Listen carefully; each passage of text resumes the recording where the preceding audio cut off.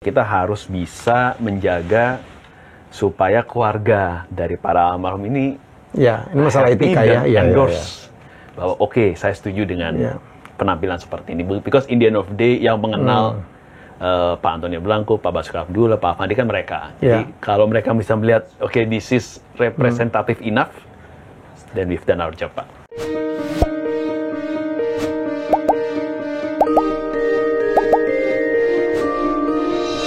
Manusia mati meninggalkan karya, dan karya-karya itu membuat mereka sangat dikagumi. Kadang-kadang kita tidak beruntung ya, seperti Van Gogh hilang, kita hafal semua. Ya, saya adalah pengagum lukisan. Saya kenal Van Gogh, kenal Pollock, kenal beberapa nama pelukis yang lain gitu. Karyanya maksudnya, tapi kadang-kadang kita kepengen juga ketemu dan orangnya. Tapi orangnya udah lama meninggalkan kita. Begitu juga terjadi untuk tokoh-tokoh Indonesia. Barangkali kita juga, pengagum Bung Karno, tapi kita tidak pernah bertemu beliau. Dan kemajuan teknologi dalam bidang digital ya, sekarang ada namanya augmented reality. Membuat kita sekarang bisa bertemu, bisa melihat, bahkan ada teknologi mengatakan yang sudah sampai kepada level kita bisa berinteraksi. Pernah saya tunjukkan pada saya saat mengundang teman dari WIR, ya Pak Steven, untuk tampil di media saya. Dan ini adalah satu lagi. Tolong kita lihat siapa yang akan kita undang melalui teknologi AR atau Augmented Reality. Ini ada satu media ya. Oke, kita tarik. Siapakah ini? Oops, ini adalah pelukis Spanyol yang pernah di Manila dan kemudian jatuh cinta kepada Bali. Dan sampai akhir hayatnya kalau tidak salah tetap di Bali, dan beliau adalah Antonio Blanco. Lukisannya khas banget, dan yang paling menggemparkan dia adalah pernah membuat lukisan Michael Jackson. Saya nggak tahu apakah pernah jadinya dikirim ke Michael Jackson atau tidak. Menikah dengan seorang penari dari Bali, namanya Nironji, betul ya? Oke, dan kita lihat lagi yang kedua, ada siapa lagi? Saya bantu. Ini disebut apa sih ini? Marker. Oke. Yang kedua? Trigger ya. Untuk triggernya. Untuk trigger aja. Wah, saya bisa nebak nih.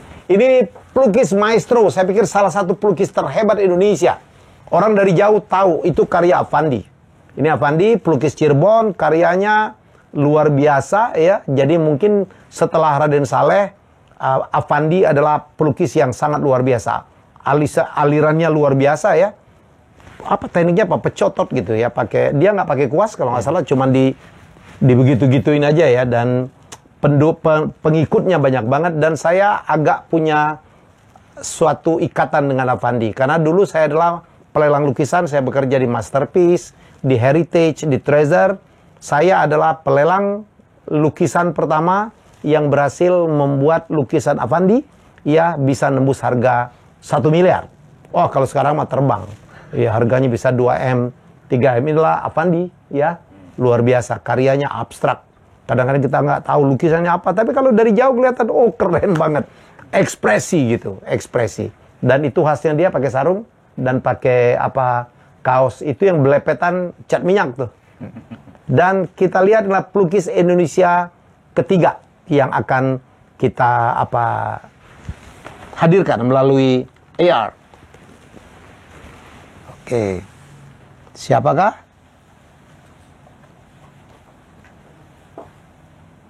Wah, Basuki Abdullah, ini pelukis flamboyan ya, luar biasa karya beliau. Terutama selain pemandangan, beliau banyak sekali melukis orang. Dan ini pelukis istana, ya, raja ratu dari seluruh dunia. Saya pikir hampir semuanya pernah dilukis oleh Pak Basuki Abdullah. Museumnya ada di Fatmawati. Dan beliau ini waktu ya pokoknya nggak bisa diceritakan lah. Jadi sangat menyedihkan akhir hidupnya, tapi karya-karyanya tetap menghiasi hasanah seni Indonesia. Dan sekali lagi ini adalah augmented reality atau AR. Siapa yang punya gawe? Ini orangnya saya panggil, berhasil saya culik. Jadi ini adalah kreasi dari AR-nya WIR ya. Ini Jeffrey Budiman. Dia adalah founder dan juga CIO, Chief Innovative Innovation Officer. Oke. Dan mereka bekerja sama dengan sebuah perusahaan aparel sebenarnya, Celsius ya, yang punya ide. Kita akan tanya apa maksudnya ya. Ini adalah seri apa? El Maestro. Yang kita tampilkan adalah 3 Maestro. Maestro itu sebutan untuk dewa ya. Dewa dalam dunia seni, Maestro. Jadi saya akan tanya dulu, nama Endo Raffi. Betul. Do, apa sih maksud proyek ini, Do? Jadi proyek ini muncul karena kegelisahan kita ya, di anak-anak muda sekarang tuh banyak yang kurang sadar terhadap lukisan-lukisan atau seni-seni yang ada di Indonesia. Mereka kiblatnya sekarang ke luar negeri. Jadi kita coba untuk memperkenalkan kembali Indonesia tuh punya maestro loh yang seharusnya kalian juga kagumi. Bukan hanya anak-anak muda sekarang K-pop dan segala macam kan mereka kagumi, idol-idolnya. Sedangkan mereka tidak tahu Indonesia itu banyak yang disegani, khususnya di maestro ada Affandi, ada Basuki Abdullah, ada Antonio Blanco. Ada Raden Saleh. Ada Raden Saleh yang Aku banyak banget, ada Sujoyono, ada Hendra Gunawan, semuanya ya, oke. Nah, kita cobalah kemarin itu, kita udah kumpulin nama-nama yang tadi Pak Helmi sebutkan, tapi yang berhasil kita kontak 3 orang ini. Karena harus izin dari keluarga. Betul. Ya. Jadi kalau ada dasarnya kenapa 3 orang ini dipilih, kita bisa tebak karena mereka harus dapat izin nih. Ya. Apalagi ini 3-tiganya sudah tidak ada, ya sudah almarhum. Betul gitu ya, Ndo ya? Betul. Kita harus ketemu dengan keluarganya yang megang hak, ada hak cipta namanya. Kita juga harus menghormati itu karena takutnya nanti kan kalau kita tidak punya izin ketika kita launching itu jadi permasalahan. Dan masalah etika juga ya? Betul, etika. Oke. Jadi ini maksudnya. Jadi ini luar biasa ya. Jadi Celsius memang kepengen untuk memperkenalkan bahwa dulu kita punya tokoh-tokoh ya. Maestro-maestro di masa lalu tuh. Betul. Ya, kepada terutama para milenial. Iya. Ya, dan Celsius ini perusahaan aparel. Kaos? Kita sebutnya retail fashion. Retail fashion? Iya. Oh, apalagi nih. Kita sebutnya retail fashion. Retail fashion. Betul. Dan salah satu yang dipilih adalah mengangkat para maestro. Para maestro. Kebetulan kita dalam setahun itu kita punya beberapa koleksi. Dan maestro ini salah satu koleksi kita di tahun 2022 kemarin. Oke, akhirnya menggandeng Wir ya? Kita menggandeng Wir untuk, karena kan target kita milenial nih Pak. Oke. Kita harus mendekati mereka dengan milenial sekarang ini, dengan cara milenial yang sekarang ini. Nah, dengan cara milenial kita coba research, kita coba cari-cari cara apa sih yang paling mendekati dengan milenial. Jawabannya teknologi. Ya, teknologi mau tidak mau kita menggunakan yang sering atau yang paling digemari sama anak muda. Mereka kan biasanya main dulu sempat heboh Meta dulu kan, mereka pakai AR, augmented reality dan segala macam. Nah, kita ketemu dengan Wir. Dengan Wir itu kita juga pendek ya waktu kerja kita ya. Durasinya cuma berapa bulan saya lupa waktu itu. Kurang lebih 3 sampai 4 bulan. 3 bulan kalau nggak salah, 3 bulan. 3 bulan kita lempar project, kita pengen bikin AR seperti ini, contohnya seperti ini, harapan kita seperti ini, dan ternyata Wir bisa sesuai. Saya ke Jeffrey. Jeff, apa sih kesulitan terbesar mewujudkan ini? Atau terangin dulu deh, ini apa sih sebenarnya? Teknologi apa yang dipakai? Ya, jadi teknologinya itu namanya augmented reality, Pak. AR ya? Ya, AR. Jadi memang konsepnya jelas lah, seperti yang tadi kita menghadirkan konten virtual, digital itu di dunia nyata kita. Jadi memang complete opposite kalau kita ngomongnya tentang virtual reality. Virtual reality, sekali lagi bagi yang kurang paham kan, intinya kita mungkin pakai kacamata VR, Google, Oculus, dan teman-temannya itu, kita seakan-akan masuk ke dalam dunia virtualnya. Gitu. Kalau AR? Kalau AR itu dibalik. Intinya seperti tadi contoh yang sebelumnya, kita bisa menghadirkan si maestro ini di dunia nyata kita. Dihadir ke kita. Kalau VR kita yang ke sana. Kita yang ke sana. Beda seperti itu. Mungkin kalau yang dulu sempat nonton acara Pak Helmi sebelumnya dengan Steven juga seperti itu. Kita menghadirkan sebuah karakter lain, bahkan bisa ngobrol, karakter virtual, bisa salaman sebagainya di dunia nyata kita. Jadi bisa dibayangkan ke depannya dengan anak-anak muda yang semakin melek teknologi, dan juga sekarang sudah ada beberapa company yang sudah mulai membuat kacamata AR yang kira-kira seperti inilah. Itu kita masih bisa ngeliat sekeliling kita seakan-akan kacamata biasa, Tapi kita bisa melihat konten-konten virtual ini bermunculan di depan kita. Nggak perlu lagi pakai gadget ya? Nggak perlu lagi pakai gadget. Memang sekarang banyakan dari kita pakai gadget dan sebagainya karena itu yang paling mainstream lah, yang paling banyak ada di sekitar kita gitu. Jadi kita masih dibantu pakai si gadget tersebut. Kalau nggak salah, Weir pernah buat juga IR-nya Pak Jokowi ya? Pernah juga, waktu itu kita bawa sampai ke Davos di World Economic Forum, kita tampilkan di sana, jadi kita bisa foto-foto bareng lah gitu. Jadi kita masih bisa, seakan-akan bisa berfoto dengan Pak Presiden di sana. Kalau gitu ya, nanti ini zaman mau kampanye gitu. Wah, saya kan pernah jadi nyalon bupati ya, pernah satu hari harus hadirin 16 lokasi itu. Nah, itu mungkin bisa. Mending pakai begini doang dong. Bisa diduplikasi, Pak. Kita 12 lokasi di sana bersamaan. Gitu. Jadi semua itu memungkinkan dengan teknologi. Apalagi kalau sekarang Bapak sering mendengar kata generative AI seperti ChatGPT dan teman-temannya gitu. Kita bisa bayangkan ke depannya si avatar ini bisa kita koneksikan, Pak.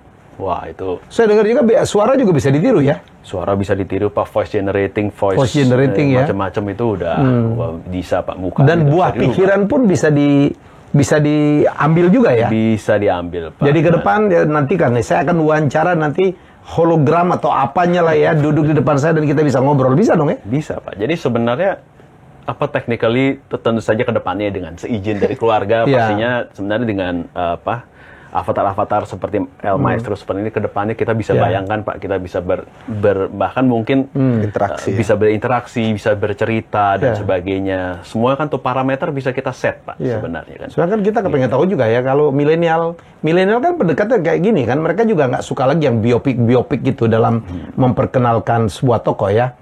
Ya, jadi saya kemarin juga sempat mengundang Angga Dwi Masa Songko yang memperkenalkan Raden Saleh dengan membuat twist ya, yang mencuri Raden Saleh. Wah, jadi kalau ceritakan Raden Saleh adalah pelukis Indonesia lahir pada tahun sekian, nggak ada anak milenial suka. Tapi itu ada mantan presiden ya nyolong lukisannya Raden Saleh yang penangkapan di Penegoro, ditukar.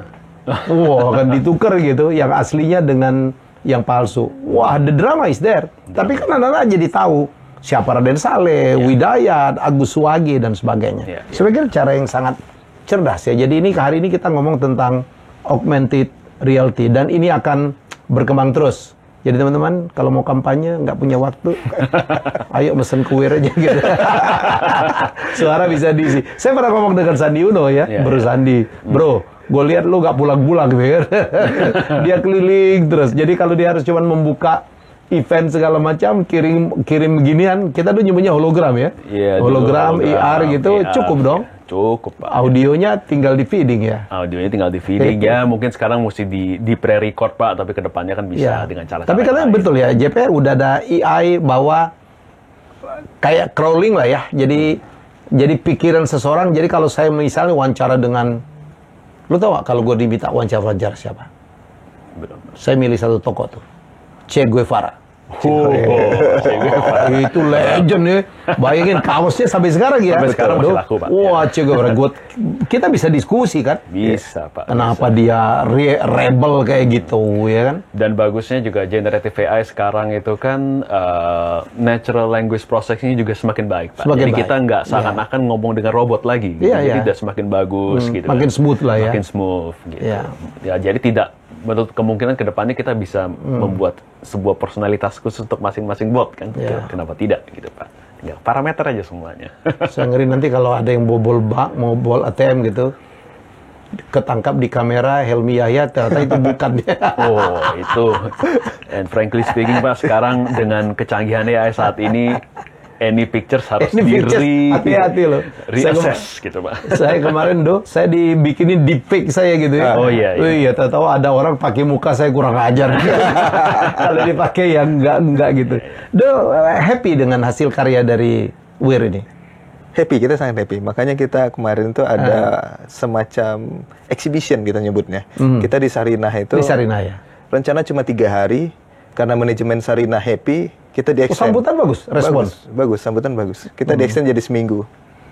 Terus kita pindah ke Bandung, di Mall Ciamplas Walk, kebetulan ada store kita di sana. Ciwok. Tadinya kita cuma seminggu, manajemen juga happy ngelihat Ya, sempat datang orang Dinas Pariwisata Bandung karena Pak RK-nya lagi kunjungan ke luar negeri waktu itu. Dia mau datang ngirim utusan. Jadi kita 2 minggu di Bandung jadinya di extend. Jadi seru. Apa yang membuat mereka happy? Apa milenial itu ngelihat kecanggihan teknologinya atau maestronya? Kalau secara jujur milenial sekarang pasti ngelihat karena interaktif dan canggih. Jadi masuk di filter Instagram, mereka bisa upload di Instagram mereka. Terus mereka juga bisa sekalian belajar di sana. Pasti mereka juga nyari tahu Antonio Blanco siapa, Avandi Kusuma siapa. Bahannya. Ada. Kita bikin sketsel ya. Kita bikin semacam sketsel. Di bawahnya ada triggernya, terus ada lukisannya repro tapi ya. Kita nggak bisa pinjam yang asli. Taruh yang lukisan-lukisannya. Ya, repro sama biodatanya si pelukisnya. Kita display di hall di Sarinah sama di Ciwok Bandung. Wow. So in a way educating the public juga sih Pak. Yes. Jadi mereka jadi lebih kembali mengenal siapa maestronya. Mungkin saya setuju seperti yang Pak Hendrik tadi awal katakan. Jadi kadang-kadang mereka hanya perlu diingatkan dan kita membuat relevansi yang baik lah dengan. Saya pikir Jeff ke depan itu kita memperkenalkan pahlawan-pahlawan kita ya. Yang udah berjasa. Jadi supaya mereka tahu Sudirman itu siapa. Betul. Ya kan? Saya tuh bukan apa-apa ya. Dulu dengar cerita ada satu orang lewat Sudirman, kan ada patung Sudirman tuh. Anak nanya, "Pak, itu patung siapa?" gitu. Masya Allah gitu. Demikian orang berjasa gitu ya. Jadi menurut saya jangan cuma pelukis doang nih, Do. Siap. Iya, kita kepengen tahu di Ponorogo tuh kayak apa sih? Iya kan? Kayak siapa lagi ya? Bung Karno tuh kayak apa sih? Bung Hatta tuh kayak apa sih? Proklamator kita yang luar biasa. Sultan Hasanuddin tuh kayak apa sih? Patimura itu kayak apa sih? Saya pikir ke depan begitu tuh. Karena menurut saya milenial sekarang tuh agak agak nggak terlalu paham dengan hero-nya loh. Hero-nya mereka jangan-jangan K-pop nih. K-pop, seperti yang saya bilang. Ya minimal mereka tahunya dari mata uang kali Pak ya. Iya, mata uang. Tapi itu kan mati ya kan. Kalau dirubah fisiknya, suaranya dikeluarin, ceritanya kita sampaikan, menurut saya itu menarik tuh. Keren tuh. Jadi menurut saya cara kita bercerita tentang pahlawan itu yang memang kita harus ubah. Betul ya? Betul Pak. Jeb, kesulitannya apa Jeb? Apa kendalanya? Apa sulitnya membuat ini? Ya sebenarnya kita menjaga ekspektasi lah sebenarnya, menjaganya sama dengan kita treatment dengan semua karakter, bahkan yang ada yang karakter yang punya IP itu juga sama sebenarnya. Kalau kita ngomong tentang karakter dulu kan kita udah pernah kerja sama dengan Disney, Cartoon Network dan lain-lain gitu misalnya proyek-proyek sebelumnya ya sama juga. Jadi dalam hal ini ya kita harus bisa menjaga supaya keluarga dari para almarhum ini ini masalah etika ya, endorse. Bahwa saya setuju dengan penampilan seperti ini. Because in the end of the day yang mengenal Pak Antonio Blanco, Pak Basuki Abdullah, Pak Avandi kan mereka. Jadi kalau mereka bisa melihat, this is representative enough, then we've done our job Pak. Dan mereka nggak komplain ya? Ya sementara belum. Fisiknya gitu, gitu. Jadi yang mereka mereka happy Pak. Happy ya. Mereka happy, juga sudah di endorse juga sama teman-teman dari Celsius. Jadi kita akhirnya bisa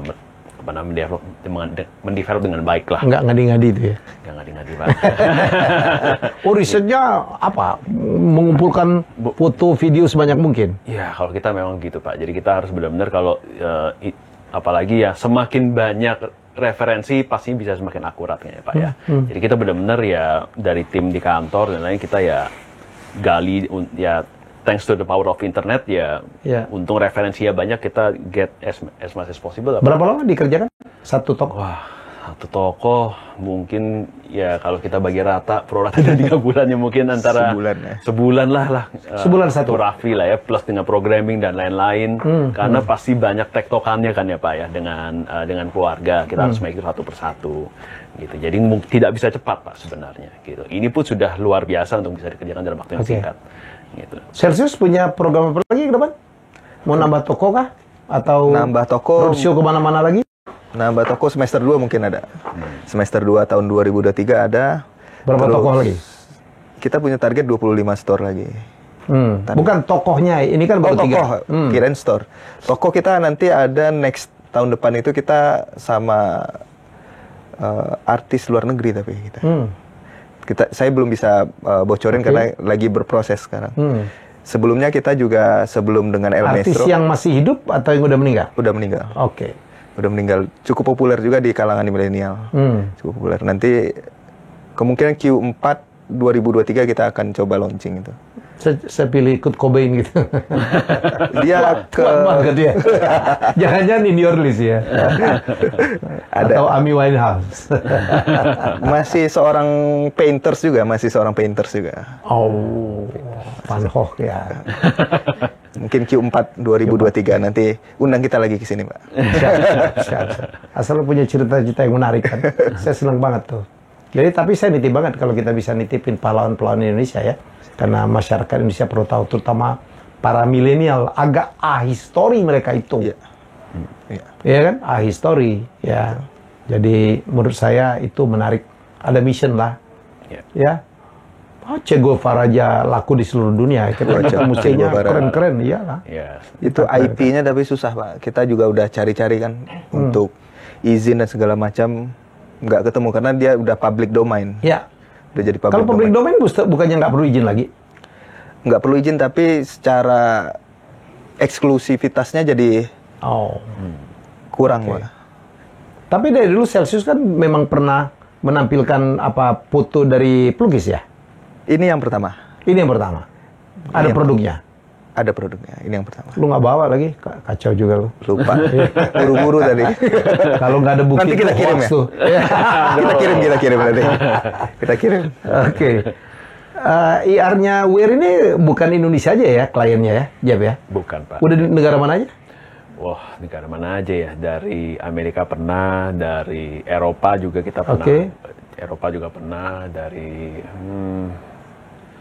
Asia lumayan banyak. Jadi total mungkin sekitar hampir 20 lebih negara lah, Pak. Dan pernah dapat dari Disney juga ya? Ya, jadi ada pesan dari Disney, Star Wars. Siapa lagi? Kalau Disney itu waktu itu ada beberapa tahun lalu untuk Toy Story yang keberapa itu juga sempat sama kita. Gitu, sama ada beberapa movie opening gitu. Jadi untuk salah satu engagementnya juga pakai teknologi kita juga. Jadi itu awal-awal kita banyak bantu, banyak entry point-nya memang dari entertainment, tapi sekarang kita udah across sectors lah, sampai ke fashion, sampai ke education, macam-macam. Jadi teman-teman, Weir ini perusahaan internasional ya, kliennya dia lebih dari 20 negara ya, apalagi setelah meledak dengan Metaverse. Ya, jadi ini kita patut bangga, dan ini semua anak Indonesia yang bikin ya, produksi. Indonesia semua, Pak. Nggak ada bule-bule? Nggak ada bule-bule. Dengerin tuh. Nggak ada bule-bule. Pemegang sahamnya pun Indonesia semua ya? Ya. Sepengetahuan saya. Kalau Indonesia jual ke bule, kita nggak pernah tahu. Kita nggak pernah tahu. Karena sudah di publik juga. Oke, saya ngomong bisnis. Celsius. Sekarang punya berapa toko? Nggak pakai H nih? Untuk Celsiusnya aja kita udah 90 store. 90 store? Ya. Under AMS, kita nyebutnya AMS, PT Aditya Mandiri Sejahtera, itu total store kita udah 220 seluruh Indonesia. Seluruh Indonesia? Ya. Wow. Yang beli banyak milenial? Atau Gen Z justru? Kebetulan di segmen Celsius itu milenial sama Gen Z. Gen Z? Ya. Paling banyak apa? Jual apa aja? Kaos? Denim ya, saya dengar ya? Ya, denim, kemeja, jaket, semua kita jual. Paling laku apa? Kaos tetap? Di Indonesia karena iklimnya tropis ya, panas. Pasti t-shirt jadi best seller kita. Sama celana denim. Keren. Oke, ke depan Weir mau ngapain lagi nih, apa aja? Ya, pastinya kita banyak beberapa project ongoing gitu ya. Yang pasti dari unit kita yang kebetulan kerja sama Celsius ya, Enco gitu ya, juga pada beberapa project ongoing juga. Terus beberapa tuh platform kita juga baik yang virtual stores network, kiosk network, itu semua kan lagi terus kita kembangin dan kita deploy gitu kan. Jadi semua masih ongoing, Pak, sebenarnya. Masih perlu kita deploy, terus kita perkaya fitur-fiturnya gitu ya. Apalagi kalau udah yang namanya AI dan lain-lain adalah juga mungkin dari banyak divisi saya di R&D juga kita harus banyak melakukan riset-riset dan menelurkan fitur-fitur baru, Pak. Gitu. Celsius sudah IPO? Belum. Akan. Oke. Wah, omsetnya udah ratusan miliar ya. Udah saatnya IPO tuh mestinya. Ada rencana kita 2 atau 3 tahun ke depan. Kalau mau promo di Times Square, ajak saya ya. Udah tahu ini ilmunya. Siap. Siap. Karena saya on that spot gitu. Dan ini lokal juga ya? Lokal, kita lokal brand. Pemegang saham semua Indonesia? Cuma satu pemegang sahamnya, orang lokal, orang awak. Orang awak tuh, udah nggak ada ya? Foundernya udah nggak ada, sekarang generasi kedua. Generasi kedua, ya. Orang awak tuh bayangin. Endo juga orang awak? Saya orang awak. Iyalah, ketahuan. Saya Sumando, jadi sama lah. Ya. Oke, jadi saya pikir terima kasih sudah hadir di studio saya, Helmi Bicara. Saya happy banget tiap kali ada menampilkan karya anak bangsa gitu ya. Dan bahwa kita tuh tidak tertinggal secara teknologi. Dan ada dunia entrepreneurship gitu yang dilakukan oleh ya pengusaha-pengusaha lokal. Selalu saya akan memberikan tempat. Jangan lihat Celsius sekarang. Omzetnya saya boleh sebutkan pasti open ya kan? Omzetnya tahun lalu 400 M ya? Sekitar. Kurang lebih sekitar itu. Kurang lebih. Tahun ini, itu zaman COVID loh bayangin. Atau jangan COVID, orang justru cuma beli kaos doang. Mestinya lebih baik lagi sekarang Do ya? Ya, sukses. Jadi senang banget saya. Jadi terima kasih Jeffrey, udah jadi tamu saya dan juga Endo. Ya, Endo Raffi udah jadi tamu saya. Jabatanmu apa di sana? Saya Head of Sales, Marketing, and Operation. Oke. Jadi kita jumpa lagi dengan karya-karya hebat anak bangsa dalam Helmiaya Bicara. Bye-bye. Terima kasih sudah menonton Helmiaya Bicara. Jangan lupa untuk like, komen, share, dan subscribe.